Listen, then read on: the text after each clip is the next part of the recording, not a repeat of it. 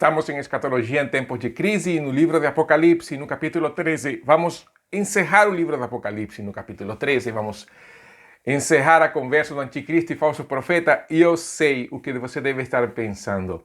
Vamos falar da marca da besta, do 666. Pois sim, vamos falar sobre a marca da besta.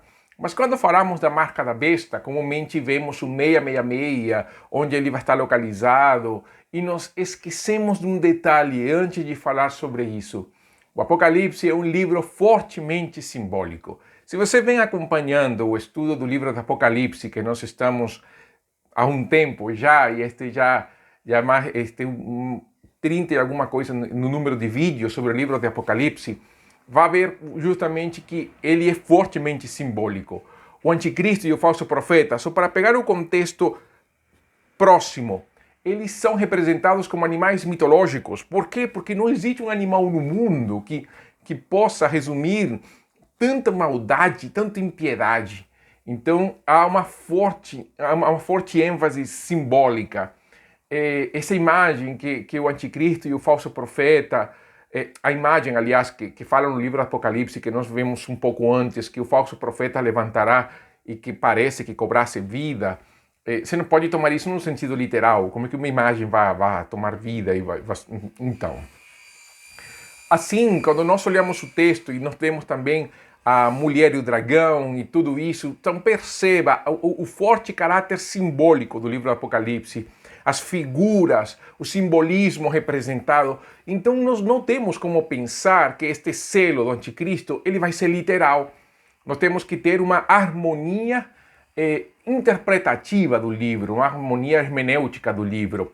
Esta literalidade do selo, na verdade, vem daqueles que misturam profecias bíblicas com teorias de conspiração, dispensacionalismo clássico, e aí então vem aquelas confusões, não, de mente.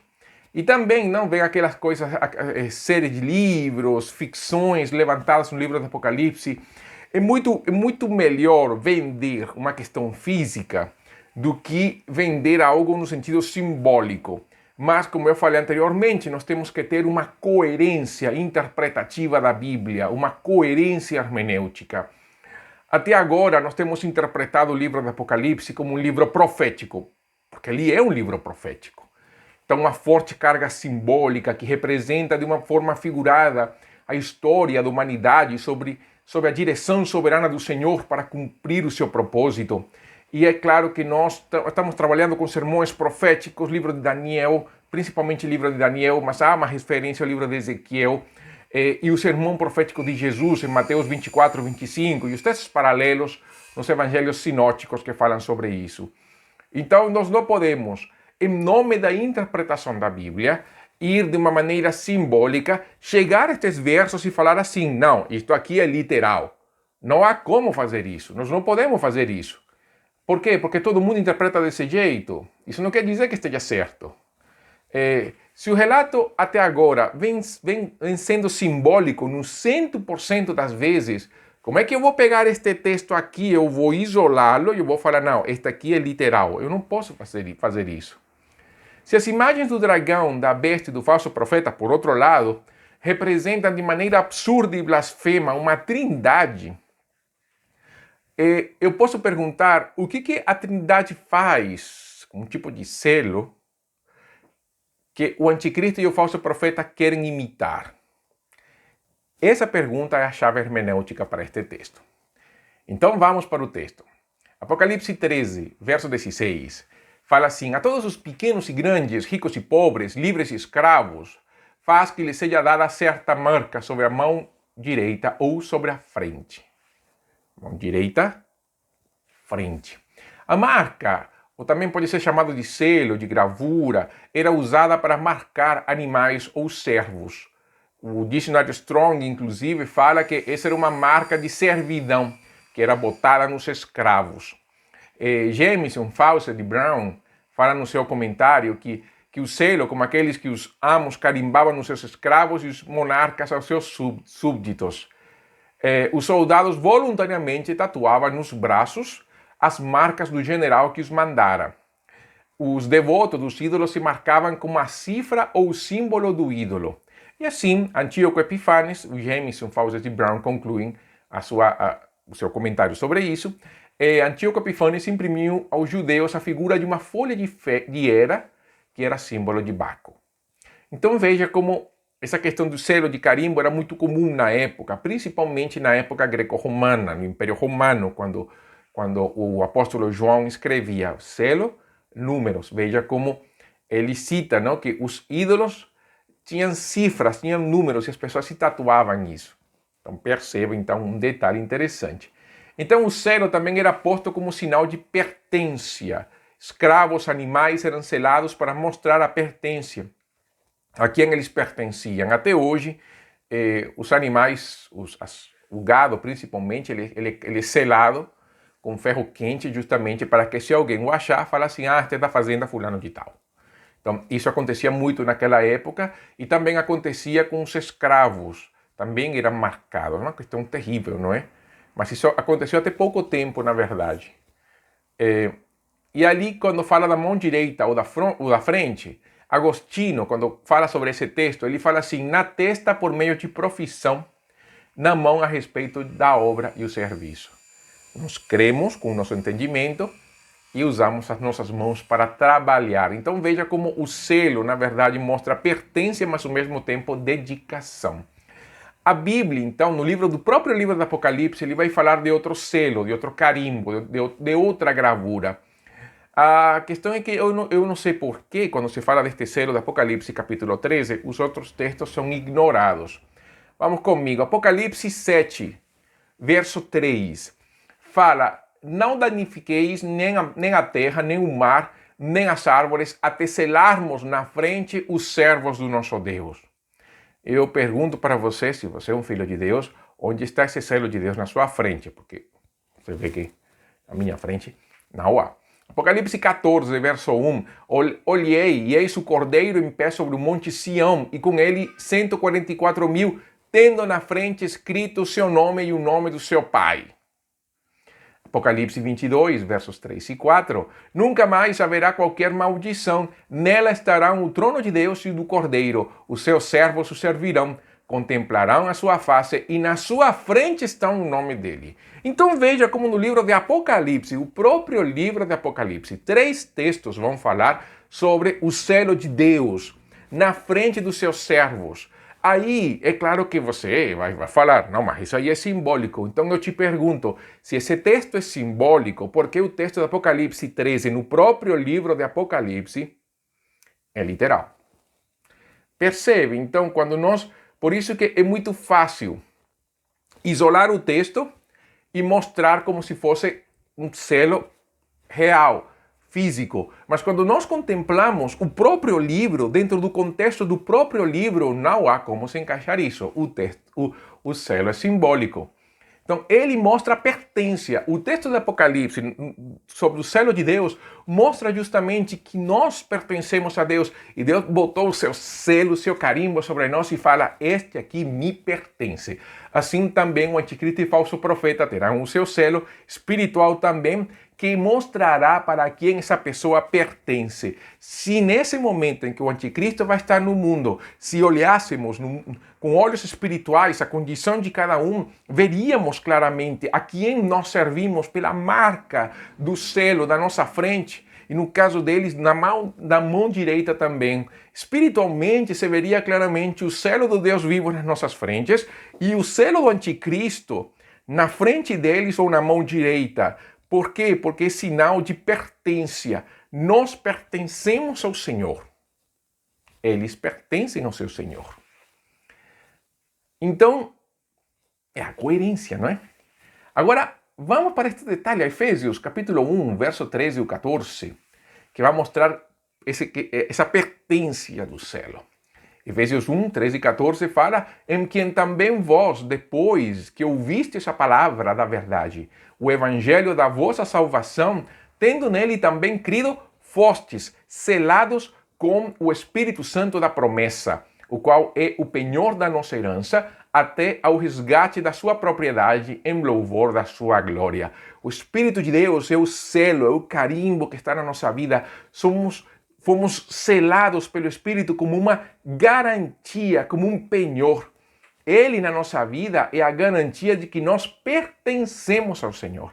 O selo do Deus vivo é o seu Espírito em nós. Então pode imaginar que o selo do anticristo, é claro, é a presença de Satanás, os demônios na vida das pessoas. Pessoas cheias de demônios, cheias de pecado, de maldade. Então nós pertencemos ao Senhor. Mas também há outra coisa. Lembra da questão dos soldados que também tatuavam o nome dos seus generais? Pois bem, Gálatas, capítulo 6, verso 17, Paulo fala assim: quanto ao mais, ninguém me moleste, porque eu trago no corpo as marcas de Jesus. Como soldados do Senhor, temos a marca do nosso general, do nosso braço. Por isso Paulo se orgulhava das suas aflições, porque eram como as marcas do pelotão que servia no comando desse grande pelotão, o nosso general Jesus, o vencedor. Então nós, quando sofremos por causa do Evangelho, nós estamos levando as marcas de Cristo conosco. Nós estamos mostrando com, podemos dizer até com orgulho, a quem nós pertencemos. Então veja como o selo ele é espiritual, mostra pertença. Eles vão pertencer ao anticristo e ao falso profeta, essa trindade satânica. Pela presença do Espírito em nós, mostramos, aliás, Deus dá testemunho de que pertencemos a Ele. Isso que fala Efésios, não? Que o Espírito dá testemunho ao nosso Espírito de que somos filhos de Deus. Agora, o verso 17, porque o verso 16 fala de propriedade, mas o verso 17 vai falar para que ninguém possa, capítulo 13 do Apocalipse, ok? Para que ninguém possa comprar ou vender, senão aquele que tem a marca, o nome da besta ou o número do seu nome. Se todos estavam vendidos ao anticristo, e todos pertencem ao anticristo, e são escravos do anticristo, é lógico que eles não vão ter que comprar nada. Porque quando você é escravo de alguém, essa pessoa te sustenta. Já o fato de você pertencer a essa pessoa faz com que você não precise comprar nada. Vamos falar um pouco da escravidão. Escravidão humana. Quando a pessoa é escrava, vamos falar da escravidão antiga, não da escravidão moderna. Escravidão antiga, quando a pessoa era escrava, o amo lhe fornecia comida. Por quê? Porque estava ao seu serviço. É verdade que em algumas situações, é verdade não, na maioria das situações, o escravo para o seu senhor era igual que um animal, sem direitos, sem nada. E no tempo do período romano, no começo do período do Império Romano, o escravo era considerado dessa maneira. Se o senhor queria matar o escravo, poderia matá-lo sem problema algum, não ia acarretar alguma condenação ou culpa sobre essa pessoa. Por isso que os escravos podiam comprar a liberdade. E conseguiam fazer isso perante os tribunais, eles levavam o dinheiro, pagavam o resgate deles. Mas a escravidão é assim, a pessoa dá comida para a pessoa porque há uma obrigação de serviço. Eu te alimento enquanto você me serve, porque você me é útil. Então, por isso é que não tem que comprar ou vender somente aqueles que têm a marca. Por quê? Porque se pertencem ao rebanho dele, o anticristo vai alimentá-los. Quem não tiver o selo, a marca do anticristo, é claro que ele não terá a obrigação de alimentá-los. Então, vamos colocar um texto bíblico para entender um pouco isso. E é José. No capítulo 47 de Gênesis, nós vemos quando começa, o livro vai mostrar como foi a administração de José com relação ao fornecimento de alimento para o Egito. E entre os versos 18 e 25, vai mostrar que as pessoas então falaram assim: não ocultaremos ao meu senhor que se acabou totalmente o dinheiro, e meu senhor já possui os animais, nada mais nos resta diante do meu senhor, senão, e olha como fala, o nosso corpo e a nossa terra. Isso está no verso 18. Por que haveremos de perecer diante dos teus olhos, tanto nós como a nossa terra? Compra-nos, a nós e a nossa terra, a troca de pão, e nós e a nossa terra seremos escravos de Faraó. Dá-nos semente para que vivamos e não morramos, e a terra não fique deserta. Assim comprou José toda a terra do Egito para Faraó, porque os egípcios venderam cada um no seu campo, porquanto a fome era extrema sobre eles e a terra passou a ser de Faraó. Quanto ao povo, ele os escravizou de uma a outra extremidade da terra do Egito. Por que fala que os escravizou? Porque eles se venderam a Faraó. Não tinham que comprar mais nada. Era fornecido de graça, entre aspas, o fornecimento de pão para eles. Por que entre aspas? Porque na verdade eles tinham se vendido. Era o preço da vida deles. Isso que o anticristo vai fazer. O anticristo vai comprar as pessoas e por isso o selo. Os povos serão propriedade do anticristo e por isso ele os sustentará. Então, pode entender então por que não havia aquela questão de moeda de troca ou riqueza? O vínculo sendo espiritual, as pessoas se tornariam escravos dele, do anticristo, do falso profeta, do dragão. O anticristo os sustentará por causa da pertência e o sistema será de escravidão e serviço, mais ou menos assim nos moldes de José. Isso também, se nós vemos os anticristos que se levantaram na época de Daniel, nas profecias de Daniel, entendemos essa parte de escravidão e serviço. Agora, o que a Bíblia vai mostrar? A Bíblia vai mostrar que nós somos sustentados pelo nosso bom pastor. Para isso nós temos João 10 e o Salmo 23. Então eu vou somente citar aqui os textos, porque senão nós não teríamos tempo para concluir. O bom pastor Jesus nos alimenta com a sua palavra, onde recobramos as nossas forças. Isso são os primeiros 3 versos do Salmo 23 e João capítulo 10, verso 9. Ouvimos a sua voz que nos permite diferenciá-las das vozes dos falsos profetas, as vozes dos hereges, e no final, a voz do anticristo. Salmo 23, a segunda parte do verso 3, João capítulo 10, os primeiros 5 versos. Nos acompanha Jesus como bom pastor nas nossas tribulações, sustentando nossas vidas com o poder da sua presença, dando sua vida para nos resgatar. Salmo 23, versos 4 e 5, João capítulo 10, verso 11, versos 14 ao 19. E no final, ele nos guia até o fim da nossa jornada, sempre amparados no bem e na misericórdia. Isso é o último verso do Salmo 23. Nós também, então, compramos em Deus sem dinheiro. Às vezes nós também esquecemos desse texto. Deus também nos convida a comprar sem dinheiro, sem grana. Por quê? Porque somos sustentados por Ele, pela graça de Deus. Isaías, capítulo 55, ele começa o texto falando: todos vós, os que tendes sede, vinde às águas, e vós que não tendes dinheiro, vinde comprai e comei. Sim, vinde e comprai, sem dinheiro e sem preço, vinho e leite. E ali continua então quando Deus fala que Ele é quem vai nos sustentar com manjares e alimentos. Por quê? Porque nós somos sustentados pelo Senhor através da graça, porque fomos comprados por Ele. Sendo comprados pelo Senhor, o Senhor também nos sustenta por amor e misericórdia, justamente porque somos o seu povo.